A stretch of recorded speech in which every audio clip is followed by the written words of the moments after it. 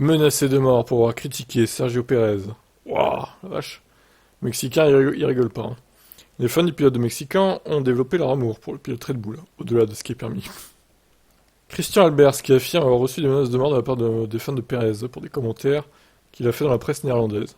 Alors, il a déclaré: c'est dangereux, parce que Pérez a créé un battage magnétique. Si vous écrivez quelque chose de négatif sur Pérez, vous recevez des menaces de mort, de la part de tous ces Mexicains. Waouh.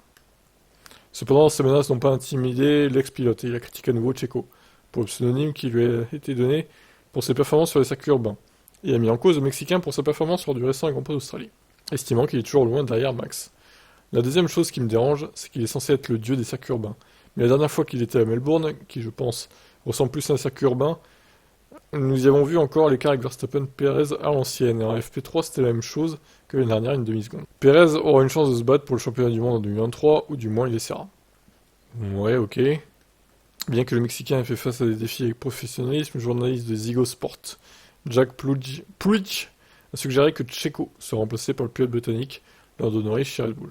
Bon, alors tout ça, c'est le gratin de la presse néerlandaise, hein, donc évidemment, ils vont défoncer Checo, bien sûr, pour enjoliver, encenser Max, forcément. Je pense que Red Bull aimerait vraiment signer Lando. Si Perez continue de pleurnicher, de couiner, oh le mec, ce serait une très bonne solution. Combien de courses aurait-il encore gagné? Pas plus de 3 ou 4, a déclaré Puig. Puig a précisé que ses commentaires à l'encontre de Perez allaient au-delà de ses performances en piste, affirmant que le pilote Red Bull n'avait aucune chance de devenir champion du monde parce qu'il était mexicain. Ces Mexicains pensent toujours qu'ils peuvent devenir champion du monde. Mais attends, c'est un peu limite raciste ce qu'il dit là. Il est sérieux de dire ça, lui? Putain, mais c'est scandaleux quoi. Et alors, parce qu'il est mexicain, il n'aurait pas le droit d'être champion du monde? Mais qu'est-ce que c'est que ça là? Mais c'est incroyable. Non mais voilà, c'est des pourris, hein, ces Hollandais là. Tous autant qu'ils sont, hein. Franchement, il n'y en a pas un pour acheter l'autre, hein. Bon bref, c'est vraiment... Alors je dirais pas que c'est bien été les menaces de mort, mais quand on lit ça, tu m'étonnes que les mecs, les fans de Perez, ils pètent un plomb en fait. Les mecs sont littéralement racistes envers les Mexicains, quoi. Ouah, c'est chaud quand même.